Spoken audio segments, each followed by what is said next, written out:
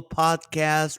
This is Comedian Nazareth, your host, coming to you from Corona, California, on a wonderful warm Tuesday, 85 degrees in Southern California. Not to tease some of you, but that's what we're getting for paying high mortgages and dealing with crazy people.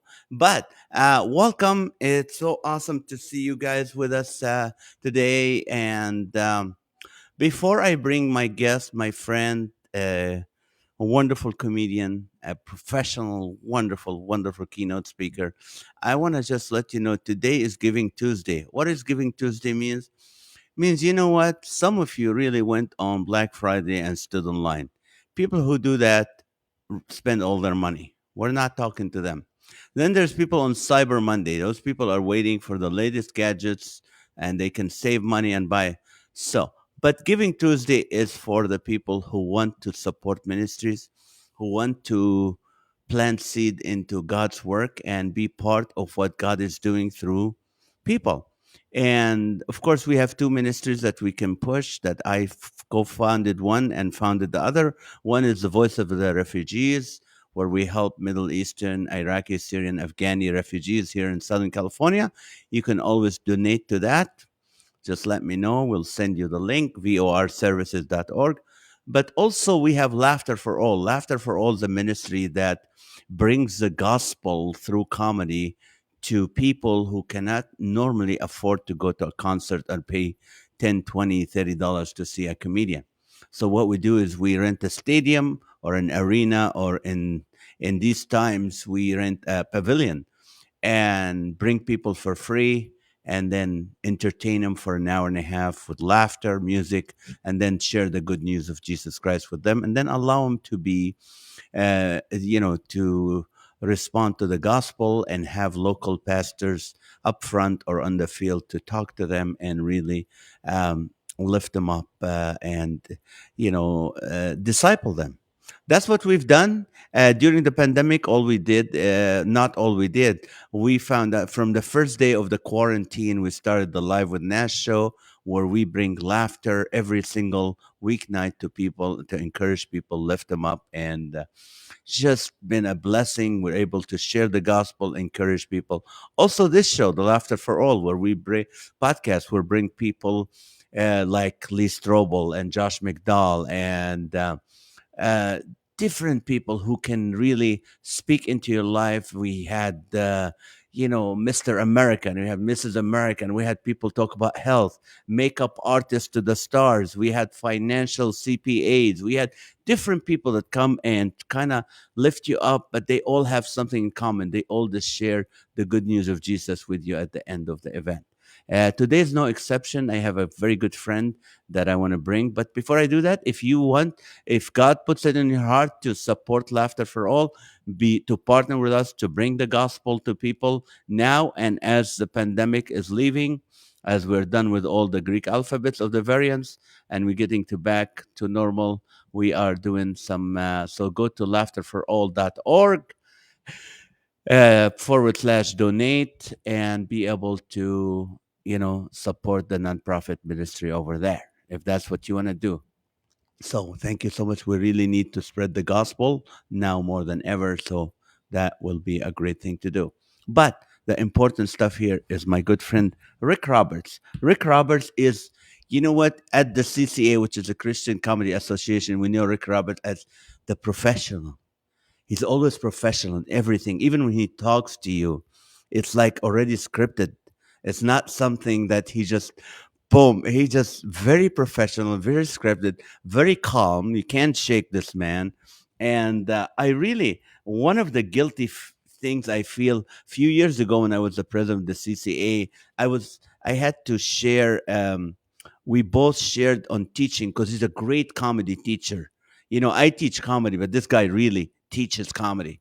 and he has it organized and everything. So we were sharing the stage, and my pride was at a high, and I hated my life for it. And as I look back at it, I always feel bad about it because whenever I was at the CCA, my insecurity kicks in, and this man was so kind and so humble and so nice, really touched my life. But let me introduce him officially. Rik Roberts is an event planner's dream come true. He brings a variety of options from clean stand-up comedy to creative keynote. You may hire Rik to MC your event, consult with him on how to incorporate more fun and laughs, and utilize his creative services like having him create original dynamic videos. And so many, you know what? This guy been all over. He's the MC at the Huckabee show. He been on the Huckabee show. He's done the dry bar. Let me please welcome my good friend from Nashville, Tennessee, Rik Roberts. How are you, man? I'm doing good, sir. How's it going? I'm doing great. Thank you so much for taking the time. It's 8:30 p.m. in are you in Nashville itself? Yeah, I'm at home today. You're home today, and how's the weather out? It was beautiful today. I think we hit almost 65 or something like that. It was a nice break. We had a little cold snap, and then it warms up for the next 7 or 8 days, it looks like. Wonderful. Now, uh, if you're told you can only do keynote speaking or you can do comedy, what would you choose? Good question right out of the gate. Um, it's a great question. I'm kind of 50-50 right now. I like doing the comedy for sure, but at 53, I want to have more impact with everything I do. So I think the ideal thing would be doing comedy where it's raising money or raising awareness for something. That would be my top pick. If I could just do that the rest of my life, I'd be ecstatic. If I couldn't do that, but I could do speeches or motivation that got the same results, I'd be okay with that. So That's there's a good political non-answer. so now it's your accent. Where are you from originally? Where were you born? So I grew up in Kentucky, and then I went to college in West Virginia. Then I lived in Ohio for a while, and I've been in Nashville for 21 years. Now, when you were born in Kentucky, what did your dad do?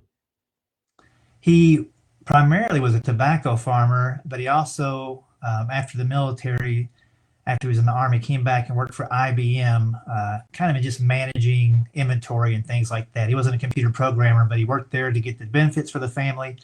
And then he still had tobacco on the side, which is I mean, he was working 80 hours a week pretty much 3 quarters of the year. Wow. So you guys had the backyard, you had tobacco in the backyard. Yeah, we actually leased a farm for the tobacco. He moved us into a neighborhood so we could be close to good schools and all that stuff. But the next county over, he leased tobacco. He had it on his father's farm for a while until his father passed. Then he leased another 10 or 15 acres of land to raise tobacco on. So would we know any brand of that tobacco or no? Yeah, I mean, so the way it works when you grow tobacco, there's a lot of steps to getting it ready, but when you take it to the auction house, to the warehouse, they auction it off, and whoever there, Philip Morris or Winston Salem, whatever company is there is bidding on your tobacco if they like the quality of it. So some of his tobacco went to Marlboro's, some went to Salem cigarettes. It just depends on who was bidding on it that day. But what is I mean, did you help your dad with the tobacco, growing that?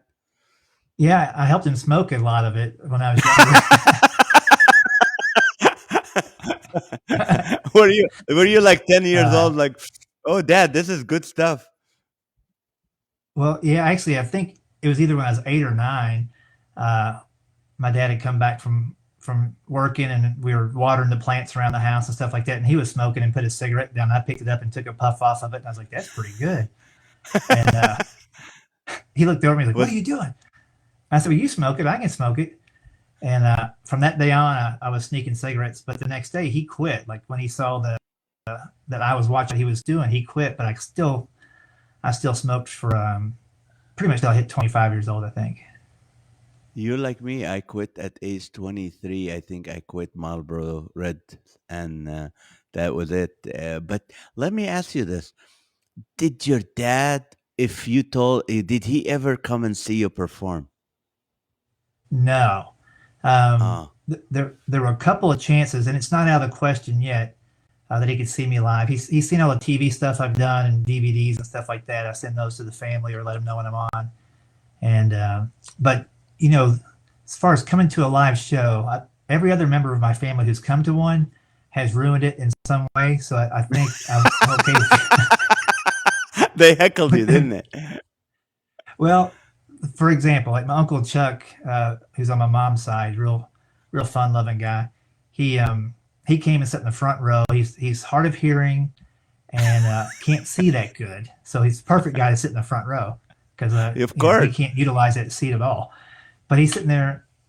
I'm featuring it's a comedy off Broadway in Lexington, Kentucky. I'm halfway through my set and I hear, and then I see a guy waving, and then I hear like, oh no! and he had brought a Polaroid camera. Ah, And he was taking pictures and then waving them to dry him off. And every time he did this, the waitress came over and said, "Can I help you?" And he can't hear, so he's like, "What?" And it just like it caused a huge disturbance. And that's just one of many examples where family kind of doesn't know where they're at. oh, that's funny. So your dad's still alive? Yeah, Okay, good. So he approves of your comedy. yeah. You know, it's funny. Early on, you know, I got into comedy pretty much right out of college. I worked about 8 or 9 months for a couple of different groups and Simon and Schuster Book Publishing. Worked at Ohio State for a while when I first started comedy. But whenever they would say, "How's your job going?" I would just say, "Okay." And for about 2 years, I didn't know what my job was. I quit the other stuff and started into comedy. So every time they say, "How's it going?" I'm like, "Oh, job's going good. I'm working a lot." And they actually found out when I performed in Lexington. One of the neighbors asked them the next day, "How come he didn't come see his show?" And they're like, "What do you mean his show?" Like, "Oh, he was at O'Reilly's Pub over in Richmond doing his comedy act." And I'm like, "What are you talking about?" And so I got a phone call from my mom the next day. He's like, "At least if you're coming by, you should stop by and say hi to us." I was trying to keep it a secret. Now, so when you started as a comedian, okay, you're out of Ohio State. Were you in Ohio State or was No, no, I went out to of college in college? West Virginia, but I worked at Ohio State for a little bit. Ohio and what got you? Were you funny when you were little? What was that? Were you more I, impressions or? I was pretty goofy when I was a kid. You know, I guess I just liked making people laugh. I didn't know the reason why I wanted to do it or whatever. I would always listen to comics on the radio and, you know, have my little cassette recorder and record what they said, and then I'd play it back later. And I didn't Oh, get as nerdy as to write it all out and diagram it or anything like that, but I always listened to it and would say some of those things to my friends the next day or whatever just to get a laugh. And I was always looking for an opportunity to perform or get on stage, that kind of stuff. you did. So when you first time on stage, what was that like? For first stand-up time, Yeah. yeah, so it's a really long story, but the short version is I went on stage. I thought it was an open stage night for like singers. I didn't know it was for comedy. And so I took my guitar and I went to the lady who had like a sign-up sheet. I said, "You know, how does this work?" She goes, "Oh, you're new, so you'll go up first. You'll have about 7 minutes." I said, "Okay." 7 minutes. That's a lot. Yeah, but I thought that's 3 songs. So I played Simon and Uh, Garfunkel's "Bridge Over Troubled Water," and I played "Born to Be Wild." And after that, I looked at my watch. It was like 5 minutes. I got no response from the audience. Comedy night. I had no idea. There, there was like 3 other guys with guitars there. I just thought we were all going to play a few songs, you know. And so I get done with my 2 songs, and I look at my watch. I got like 2 minutes left. I just asked the audience, "What do you guys want to hear?" And I won't use all the language that they did, but at the end of the sentence was something funny. And I'd written a couple funny songs in college, so I played one of those, and they kind of laughed. And then on the way off the stage, the MC said, "Did you know tonight's a comedy night?" And I was like, "What have I just done?"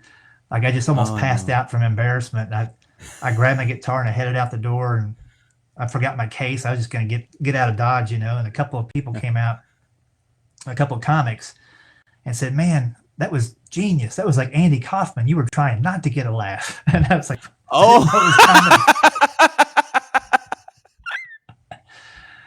And so they kind of talked me off the ledge and said, "Listen, man, you know, just for going on stage, you get a sandwich or a beer, and you should come back in and have one of those and just watch the rest of the shows." You know, the way it works, it was a contest. Even I didn't even know it was a contest. It was going on for like 3 months, and so each week you accumulated points. At the end of the show, you would go up, and people would clap and or write your number down and pass it up in a hat. And so the newest, or the people with no votes, went up first, like I did. But as the show went on, people who'd been doing it for 10 or 12 weeks and had more votes and they were better comics went on last. And the show got funnier for the next 2.5 hours. And by the time I got done with it, when people come up after the show and they say, man, my jaws hurt from laughing so much, or my ribs hurt, that's how I was that night. Like, I had never seen so many funny people in one place. And it just, a little light bulb clicked, like, oh, this is how people learn how to be comedians. They go to places like this. I just assumed you had to be born into a showbiz family or something like that. I had no idea where you practiced. Oh, I see. And you did it. And then when did you transition into keynote speaking? Yeah, so 91 was when I started comedy. In 2008, if you remember, like, the economy really hit a hard stretch there in 2008. I remember Companies that. were canceling. They're like, man, we can't have a comedian. In fact, there was a big Bank of America party that made national headlines where they had a Yep, ridiculous amount of extravagant stuff. I think it was I out in remember that. California too. Yes, and Um, EIG too, and all that. Yeah, I yeah, remember it was that. really decadent, and they didn't need to do a lot of this stuff, and they were spending money, and nobody else in the country had money at the time. So I had a group that I was scheduled to perform for. The guy called me up. His name was Kirby. He's like, Rick, we'd love to have you come to our event in a couple months, but we can't put comedian on that check. I'll get run out of town. Can you be a speaker? And I said, what do you mean? He goes, can you not be funny for an hour? I said, oh, yeah, just ask my family. I could do it for 18 years. And so I said, what do you want me to speak about? He goes, well, this is a rural water association. He goes, well, we got a lot of different members, but they all need to learn how to manage their time better and set goals and manage their time better. So if you could just give us something about that, and if you want to be funny while you do it, that's great. But that's what we're looking for. And I said, man, I'm a comedian. I do not know how to manage my time. Haven't set any goals, you know, all this stuff. He goes, well, listen, you got 2 months. If you put together a speech, then you reached your goal and you manage your time well, and you can give that to us, and that's what we're looking for. And I said, okay. I said, I feel weird about doing it. So if it doesn't go well, just pay for my travel down there and back. But if it goes the way we expect, we'll just keep it at the same rate. He goes, yeah, that sounds good. So that very first speaking engagement I did, I had 3 bookings. Like, as soon as I got to the back of the room, 3 people came up and said, can you do that speech for us at our event? I'm like, what? Man, I've never had 3 people come up after a comedy show ready to book me for something. Right. And so I'm like, But well, this is something I can do. It's the same skill set in a way. You have a huge advantage if you're already a comedian and you transition into speaking, and you can find your topic that people will hire you for, because you can keep them awake and keep them entertained. But when they're laughing, they'll remember your message. that's true. Now, how I mean, I've done corporations and I've done, Bank of America and Coca-Cola and all that, Mhm. but I don't like doing it. I try to. I'm more comfortable in, I'm more. I think my gift. How do you prepare? Like, let's say they want you. Let's talk about, for example, they said we wanted to talk about goal setting and all that. How do you prepare? I mean, how do you make it unique to you when Yeah, you're doing a? I mean, the reason I'm asking you, and a lot of stuff I'm going to be asking you from this point on. Is there's comics that listen to this, a lot of comics that listen to this. So it's a learning experience for them if they're asked to do a keynote. What should they do? How should they prepare a serious keynote? yeah. I think the key is really making it something that you're fired up to talk about, and putting your personality into it as the backbone. So my first speech, I call it the Mayberry Method. I'm a big Andy Griffith Show fan. I'm not as gifted at remembering all the details like some of my friends are about every single episode and all that kind of stuff, but I know the messages that came across in that program. And so the backbone of my speech always had a Mayberry episode takeaway. And so it took me a while to figure it out. In fact, it's kind of like a Rubik's Cube putting that first speech together. I'm like, how do I do this? And I kept hitting the wall thinking, I got to speak for an hour. And then I Right. thought, wait a second. I got to speak for 20 minutes. They wanted 3 topics, which is kind of crazy to do in an hour. Now I just do 1 topic an hour typically, but I really have to put together 3 20-minute speeches. So I'm talking about time management. I'm talking about goal setting. I'm talking about. So I said, let's just start with 1. So I wrote I think the first thing was about setting goals. So I looked around my own act first, or do I have any jokes that can be loosely tied into setting goals or making deadlines? And so I Mm. did have a story about trying to figure out. I wanted to make sure I proposed to my wife by the end of a certain year, and I had these goals that I set to get the ring and get my little patter down to propose to her with and make the plans for it to happen. So that was my personal part of that story. It's changed a lot. I can't remember the original Andy Griffith Show episode where I cited that, but it was similar to that. And then I would find about their industry, and this was the Rural Water Association. And so I just found out what timelines they had for different projects. So, and I talked to my event planner. If you guys are planning on putting in a water pipeline, how far ahead of that do you start planning? And he gave me some insight to that. And so I had three stories, three takeaways, and I always had a failure, like where I failed doing something and learned from it. That way, I'm Mm. not saying you failed at it. That's why I'm here teaching you. I say I failed at it, but this is what I learned. Maybe y'all can apply that to your situation. Mm. Mm. And I kind of also put in an extra layer of everything I talk about in my speeches also applies to your home and your family. That way, if people are kind of on the periphery, they're not maybe leaders or managers, they're just people that work there and they don't have all the same challenges that a manager or a CEO might have. They can still take the takeaway and use it at home. So I did So that you for a went 20-minute section, and then I repeated uh, it. so you went from look within of what you have, your experience, your Mm-hmm. material that you already have, and then you looked at their challenge or their problem, what they have to, the technicality of it, and then you up something that they can take home, everyone can take home and apply with that. That that's just wonderful, wonderful. Now, do you sometimes feel while you're doing the like, wait, I'm a comedian, or I hope people don't just misunderstood me for a speaker. I want them to know me as a comedian. Is this a challenge for you or not? Maybe for a little while I had that struggle of should I build a whole different website that says Speaker Rik Roberts and have a different one that says Comedian Rik Roberts. But after kind of analyzing it over the years, the core of everything I do is communicating with humor, whether it's a comedy show or a speech. So I just make sure that when I talk to anybody who wants to hire me, that they're clear on what they want and I'm clear on what I can deliver. And if I can't deliver what they're looking for, you're like me, we know 100 different people in the industry that might be able to do it. So I'm always happy to refer somebody else to them if I'm not what they're looking for. I'm not going to necessarily start over from scratch and create a whole 1 hour program for somebody at this point. I'm always looking for ideas, but I don't have to get the gig. Like that's the most freeing thing there is to try to get to a no quicker than to a yes with a client sometimes. And Right. sometimes just communicating it that way, they're like, oh, this guy, he wants to help us. And sometimes they hire you just because they can see that you really want to help, whether it's me or referring somebody else. One of the things about you, I learned that from one of your sessions at the CCA. You never give the client the price right away. You take the information and then you have them fill a questionnaire, and then you respond to them with their rate. I speak more to that because a lot of comics, a lot of speakers, a lot of people who listen, sometimes they want to give their rate and price. And that's some of the hardest thing for some people is to be able to put a value on what they're doing or their price. How do you do it? How do you do it? Yeah, it's not easy, especially as a Christian. Like you want to always, I don't know, I'm a people pleaser by nature, so I want to make sure that Same I here. don't make them mad with my price or whatever. But the reality is, until you understand what they're looking for and what their expectations are and the value they place on a speaker, um, 9 times out of 10, before I started speaking, I would probably quote lower than I should have for a lot of gigs, a lot of events.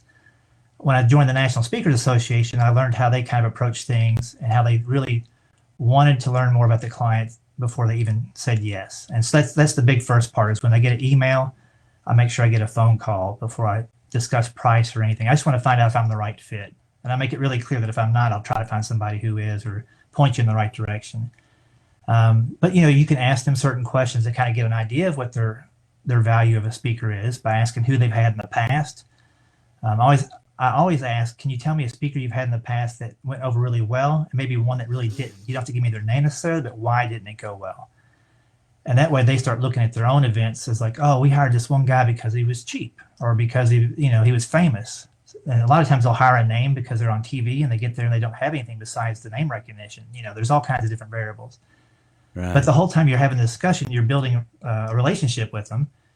And you can also kind of tell if you want to do business with them while they're trying to figure out if they want to do business with you. So I hate sales. I hate marketing. It's a necessary part of what we do, but I love relationships. So I try to focus on that and learn about them and then see if I'm a right fit. And then I'll quote them a price. And I usually quote them a couple of different options. Here's the price if it's just a speech. Here's a price if we do a speech in the morning and I do comedy that night after dinner if they're having a conference. If you want to do a breakout section, here's this rate.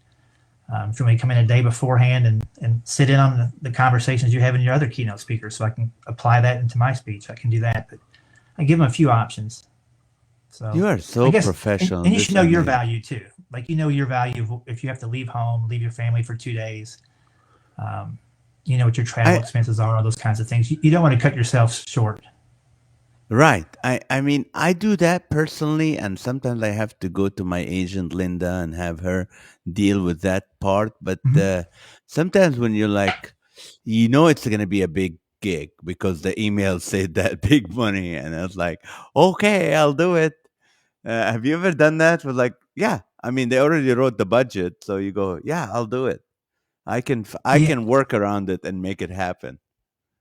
yeah, I think I have in the past. Now I'd probably look at it, and really make sure I'm the right fit. Because the worst thing that can happen is you go there and it doesn't go well, and either you know, they don't hire you again. I try to make.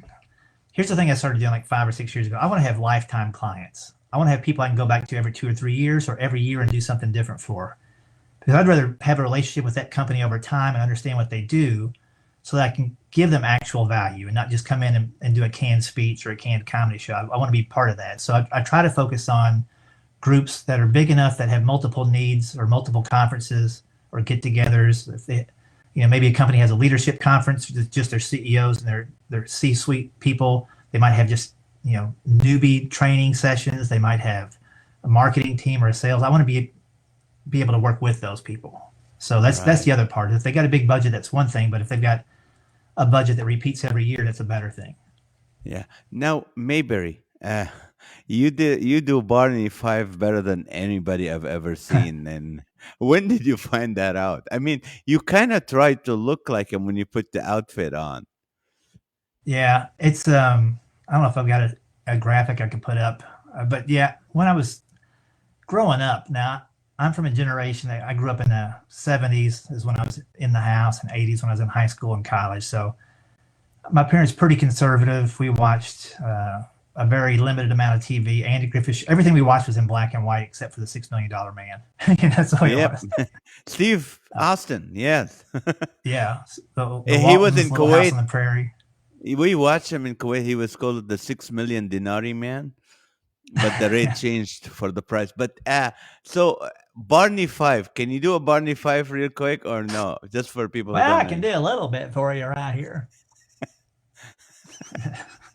That's funny. You MC the Huckabee show, which is tell us a little bit about that. I when I You weren't there when I did it, but you normally come in and then you did the show yourself. Yeah, Yeah. the Huckabee. So Huckabee's a show on TBN for people that haven't seen it yet. It's a weekly show. It's topical, very topical, but they also like to have a lot of fun on the show. So in a typical Huckabee show, you'll have a congressman or a senator, either live or via satellite. You'll have a gospel artist or a country band that lives in Nashville or passing through do a set. You'll have a comedian or a acrobat or somebody that's been on America's Got Talent probably do a set. You'll have an author. It's almost like if I think it's more like a Regis and Kathy Lee kind of experience with an audience. Uh, With a little bit of David Letterman set up. They've got a live band, which is phenomenal. But anyway, they started. I guess we're going into our fourth or fifth season now. 200 episodes ago plus. So anyway, when they were getting the ball rolling, I got contacted by Juanette Turner, who's the audience experience coordinator, and she had been asking around town to try to find a comic to warm up the audience. And the way she explained it to me is after she talked to a few people and explained what it was, they're like, "Oh, I don't know. I think you want Rik Roberts. he's a Christian. He's going to keep it clean, and he's been around for a while. So she called me and we talked about it and figured out how to make it work. And it's fun. I get to go out 7 minutes. It's really fast, but I get to warm the audience up, kind of get their focus. So when the governor comes out, he gets a good response, and people are locked in. The the benefit that I didn't expect from the show, there's multiple benefits. One, I get to see a lot of great bands and comics I grew up watching. I got to do a skit with Ray Stevens recently, who's one of my idols from growing up in comedy. And I get to see friends like you when you come through, and a lot of the CCA comics have been on. But also, there's a lot of people in the audience who come. Probably 10 to 15% of them come to almost every taping, or they've come to a majority of the tapings. So you have to do new stuff. So I have to do new stuff, at least a few new jokes every time to keep them engaged. And they always comment afterwards, man, I love the new stuff. Or they'll give me some ideas. You ought to talk about this or more about that. That was excellent. And they also see like the evolution of a joke over time. You know, it's very wordy when it's out, and then it gets condensed, and I take it on the road for a few weeks and come back and it's tighter. And then, you know, once a year, I usually harvest those jokes and do a set on the show. So it's kind of there's a lot of fun things about it for sure. Okay. I know at one point before, you know, in the next half an hour, we want to talk to people who've never done comedy or maybe would never get on stage, how you can be funnier, because you teach that, and how you can have some nuggets that will help you be funnier. But before I do that, when your wife, you know, met you, were you a comedian already? Yeah. Did she know that's the kind of life? Yeah, she came and saw me. She didn't see me. I was with an improv comedy group, and she came and saw us. And that's how we first met. And did she sign up for that lifestyle? You know, we were both young at the time, so we didn't know anything else. But before we got married, you know, we kind of just we dated long distance over the phone and through email for a long time. Back when the email address was 76327.418@CompuServe.com. Oh, CompuServe. You could type all that in. I'm like, she must be a keeper. She's really tracking me down. And what do you guys fight about when it comes to your career? We don't fight. She does this thing called maybe I did, maybe I didn't. I don't know if you have this in your house. No, no. we avoid confrontation, but here's a couple examples. So like, we live in a house where you don't wear your shoes. Once you come inside, you got to take them off. Like that's the way it was when we bought it. So we just we just kept it going. It was like that when we bought it. So so I'll take my shoes off by the garage. I come in that door, so I put my shoes. Was it a Muslim family you bought it from? I'm not sure. They'd already been evacuated. Oh, that's right. You're in Nashville. We took down the Crime Stoppers tape and we moved in. And so anyway, I put my shoes by the garage door, and then like the next day I'll be looking for them. Like, did you move my shoes somewhere? And she's like, maybe I did, maybe I didn't. And I'm like, she did, because I didn't. And so like she'll leave the laundry, like she'll fold it up and leave it in the basket at the bottom of the stairs, so I have to carry it up, which I don't mind doing. I feel manly when I do it. Too. Yeah, me too. But you know, after she moved my shoes so much, one day I took all that laundry and threw it back in the dryer and cranked it back up for another 60 minutes, you know? And she walked by, she's like, I thought I folded all that laundry. She's like, did you mess with my laundry? I'm like, maybe I did. Maybe I didn't. You know? And then I run outside and like rake leaves for an hour, so I can't get bothered, you know? Then I go inside and take a shower, and I don't have any towels because I put them back in the dryer already. And then I'll get out and try to look for a towel and come downstairs, and she's in the backyard dumping all my leaves out. I'm like, I thought I raked all those leaves. She was like, maybe you did, maybe you didn't. Oh, that kind of relationship. Yeah. But you are the calm. I don't. What makes you upset? What gets you angry? Honestly, I don't know. In a way, I'm like Barney Fife. I'm a real stickler for rules, and like, not that I think there should be, but if I have to play by the rules, come on, everybody, you guys play by them too. But I don't always play by them, and I get mad when people break the same rules that I break. oh my Lord, that is so right. That's so deep. I don't know why. I had another comedian. Let me see. Same thing. They say the same thing because I'm that way. I follow. My kids will tell you that. I follow the rules. If they say do not eat inside the theater, I will not eat inside the theater.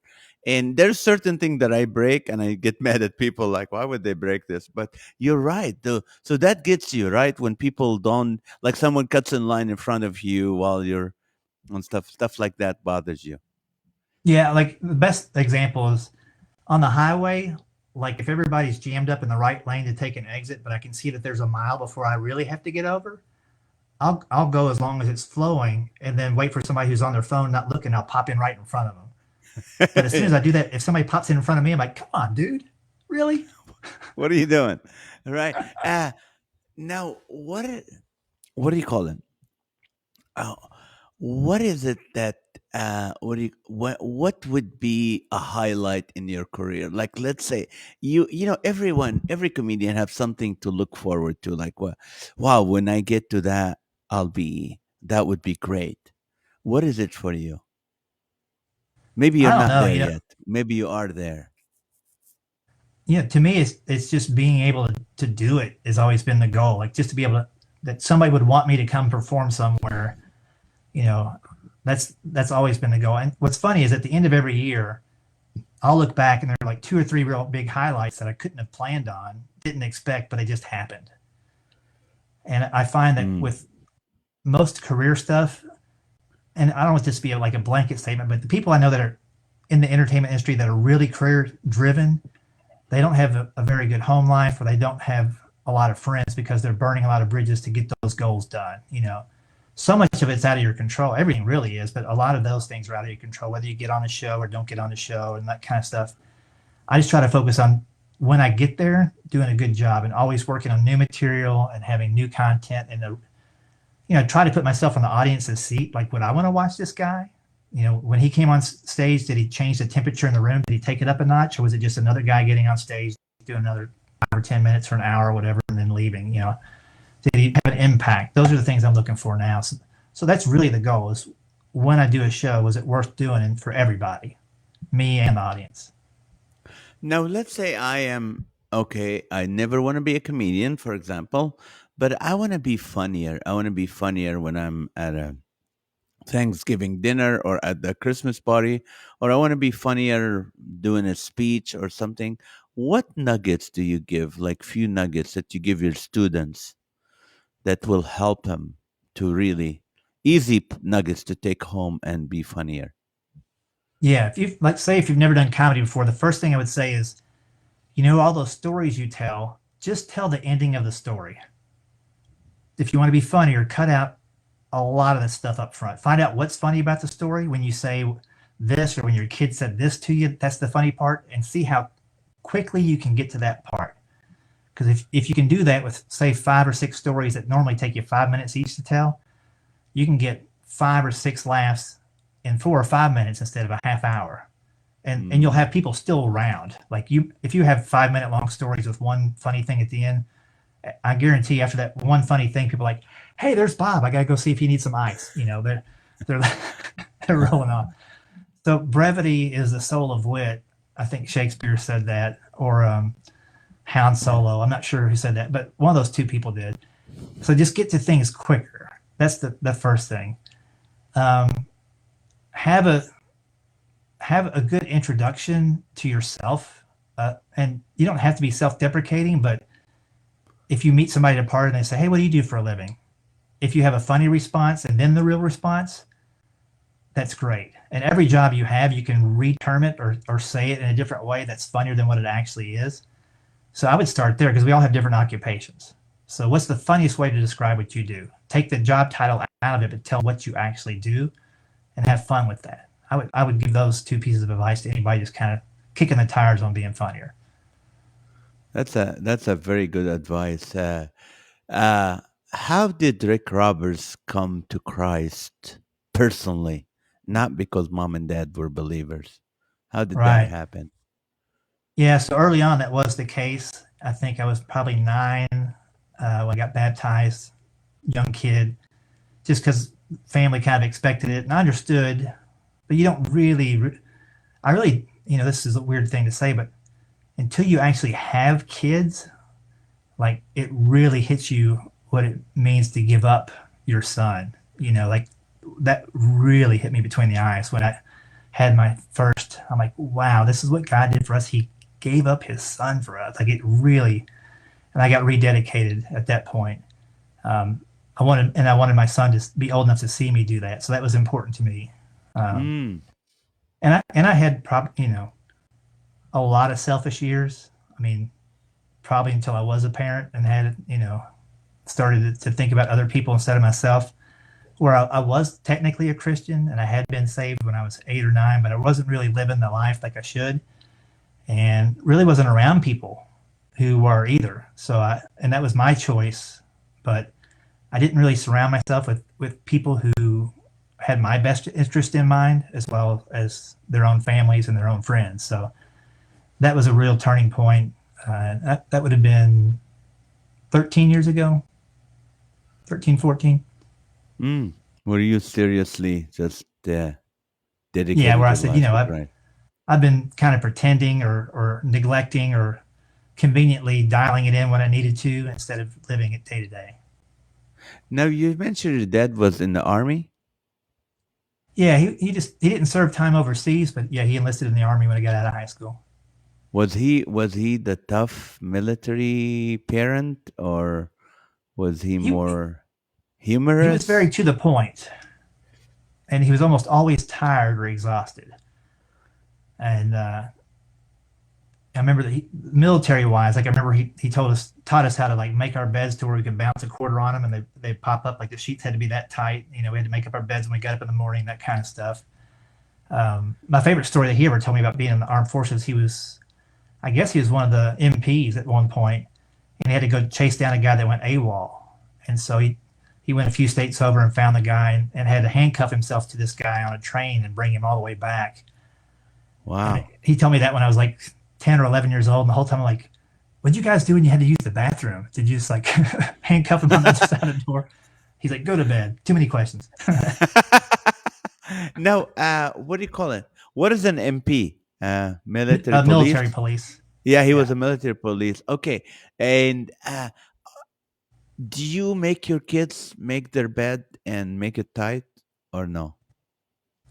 No. No, no, I think there is something to that. Some people say if you start with good habits early in the morning, the rest of your day is more organized. But I don't make my bed up anymore because of that, unless people are coming over.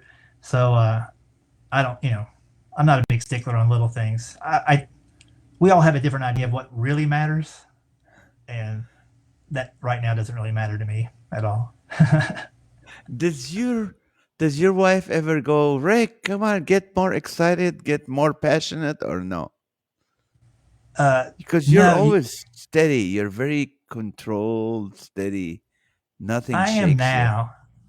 You know, I think when I was younger, I was probably more hyper and off the wall, and I think life takes off the edges after a while. You're like a big rock in the stream, and after 50 years of the water rushing right past you, you kind of mellow around the edges a little bit. Um, So I, so what is the worst gig you've ever done where things went wrong? I can think of two that were horrible for different reasons, but in a way, in similar reasons. So I'll make these kind of quick for you. So one was with an improv group I worked with early in my career in the early 90s. And we were pretty popular in the Midwest. We got to a point where for New Year's Eve, we were doing Kellogg Arena in Battle Creek. And Uh, I think there's 14,000 seats in the arena or something like that. wow, I for an think we sold improv group. 4,000 tickets.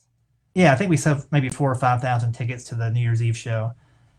And we'd been at a comedy club there, and we'd been there so much they were adding like Tuesday night second show, Wednesday night second show, and so the guy that ran the club, Gary Fields, was like, let's just have you do New Year's Eve for us, and we get everybody in that wants to see you. But it was in Kellogg Arena, so the stage was up on the second level. We had like one or two microphones that we had to share, and they were going through that big speaker that hung in the middle of the basketball arena.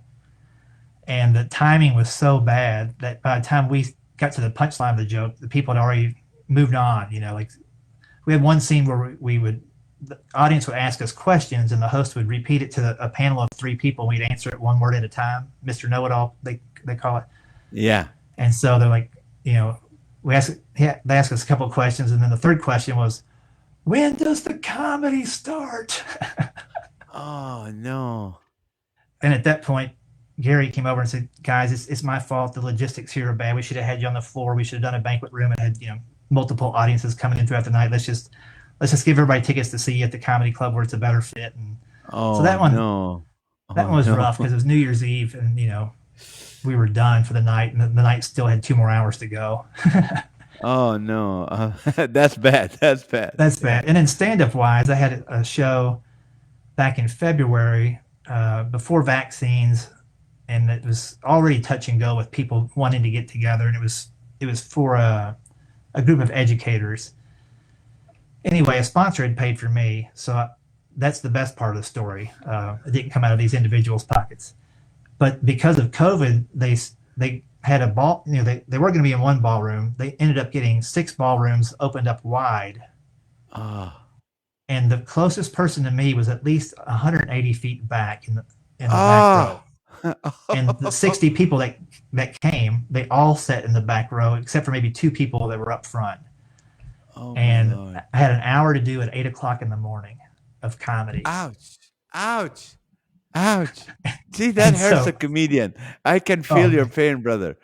Oh my So lord. not only was it that, but it was the first hour that I had a chance to do since the pandemic hit, pretty much. I had done 20 and 30-minute sets and some stuff outside, but here it was. I haven't done that whole hour in a long time, so I was just trying to Oh. remember second and third parts of the joke. And I couldn't see the facial expressions of the people in the back row, if they were smiling or not. And And the afterwards, I could tell timing.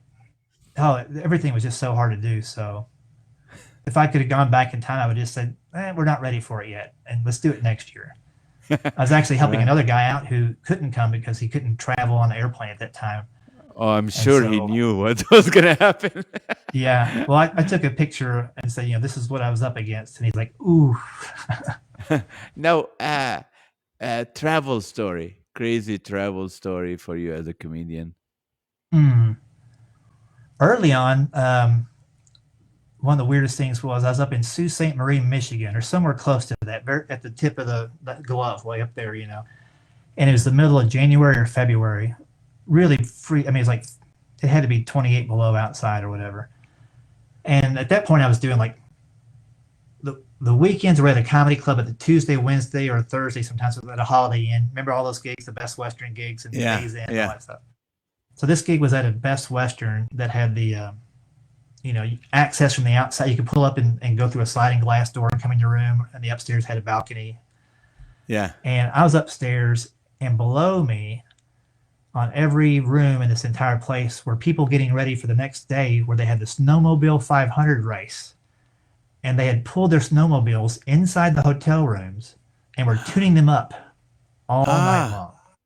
And the ah. fumes were coming up, and the gas, and I went down to the front desk. I'm like, can we tell them to stop? She's like, no, man, this is why they're here. It's a big day tomorrow.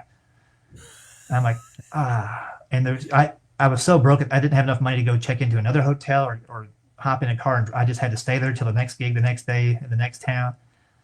I just Oh remember my almost being lord. asphyxiated by all the fumes in the hotel from these people tuning up their snowmobiles. Plus, it's just the hurt. There's like, Ah. I And you was just couldn't shelving. sleep in your car. It's too cold. Right, right. So it was just Oh brutal. my. And there's been a few times, like I remember being in Daytona during the Daytona bike rally. Same kind of situation. That I was doing a gig. It wasn't at the hotel, but the only hotel they could afford to put me up at because of Bike Week was, like a Days Inn, where my room was over top, like the pull through where you pull in to get out of your car and go in and check into the hotel. My room was above that, where all the motorcycles parked and revved up and tore out. And that was the night where I grabbed the bedspread off the bed and went out to the beach and just laid on the beach until the sun came up. And it was still loud out there, but it wasn't as bad as being in the room. Oh my lord. Those are hard. Your dry bar special, did that come out? Yeah, it's been out for a couple of years. Put down the sweet tea, is what it's called, and it was a lot of fun to do it. I got to do mine, before the virus hit, so I had a full audience, and that was, I know a lot of people did it Yes. with the limited audience. I don't, that's a tough go of it, but I think they do a good job. They get a lot of people watching it. Anything that produces good, clean comedy out there, I'm all for it. Yeah, I did it before the pandemic, and it was great to see a great audience, great laughs, two great shows. Then my son did it during the pandemic, and they had like 30 people in the audience, but somehow it still didn't come out. But what they're doing is they're bringing the audience from the other shows before and trying to fit it to where make it look like it was the same, that the audience were live there at that night. But it Gotcha. does affect the timing of the comedian, the energy and all that. So that was good. So what do you call what are you working on right now? What are you working on? Right now, I really don't have any projects going on right now. Right now, it's just crazy busy with gigs. A lot of stuff that got rescheduled from last year, shoehorned in between new events and new things going on. So I'm just trying to finish this year strong. I'm hoping to put together another CD by August, September of next year. So kind of looking at the material I've developed over the past year and a half, 2 years, and seeing what I need to fill in the gaps. Like I kind of like to talk about my family in my show, but I can't talk about my family the entire show because some people don't have families or like I can't relate to this guy or whatever. So I'm trying to find a few more topics to discuss on stage the next few months here and get that tight. If there's a book about Rick Roberts, what would it be called? Oh man, be called. He wished he still smoked cigarettes.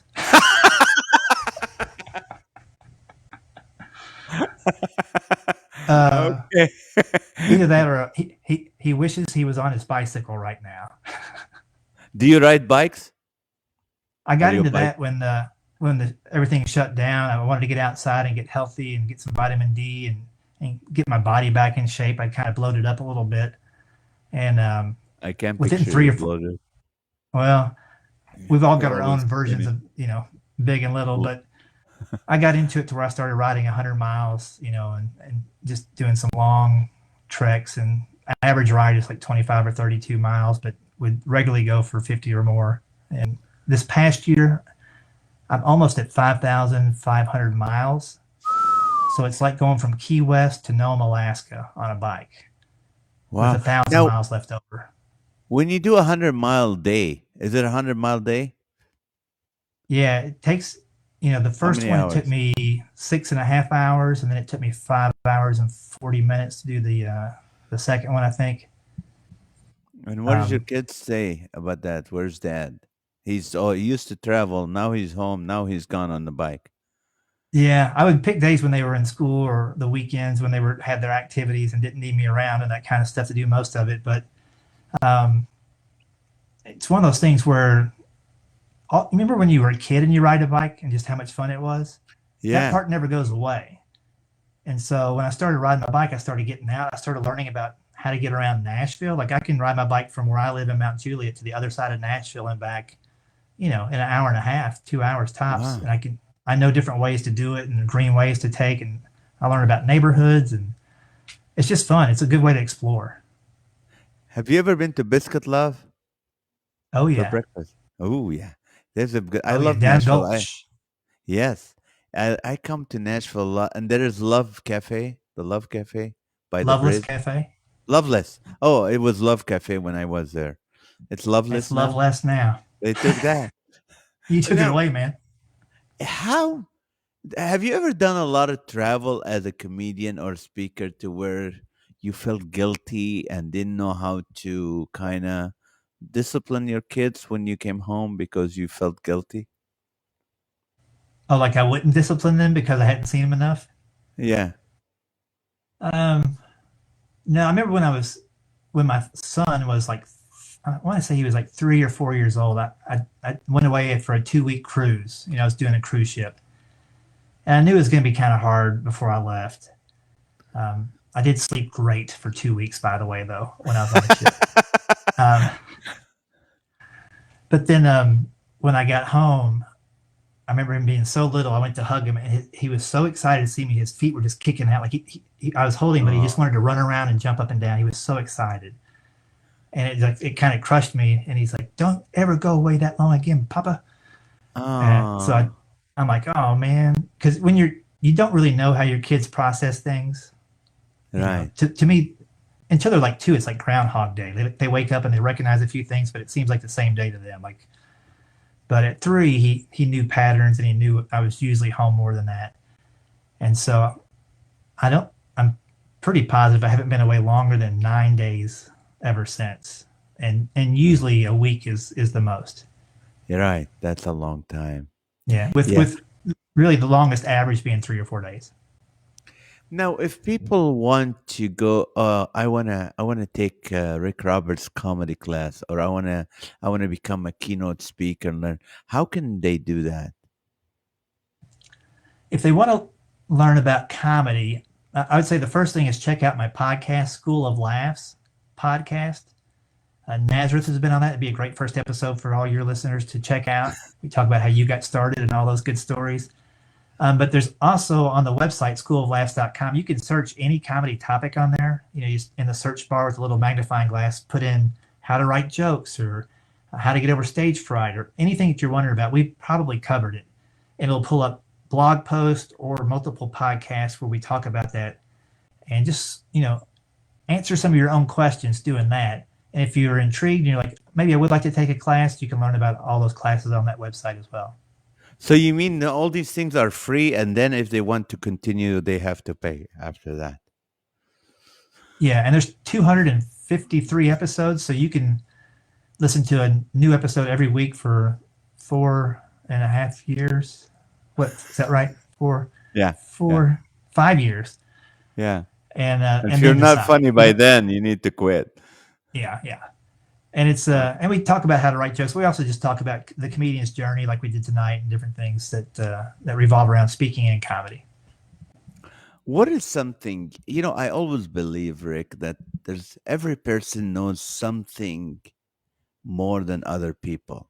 It could be one piece of advice, one piece of wisdom, what's some life lesson that you experience that you can share with the people in the next few minutes, and maybe pray for them as we close this podcast. Oh, that's a great question. I would say that nothing matters as much as you think it does in general. Ooh, ooh. Yeah, right. Nobody cares more about you than you in general, which is a hard thing to think about. If you're a comedian, nobody wants to book you more than you.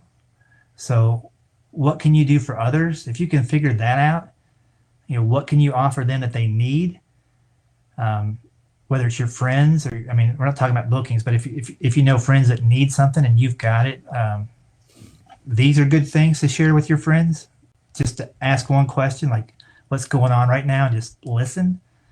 I think that's a huge thing that everybody can do is talk less, listen more.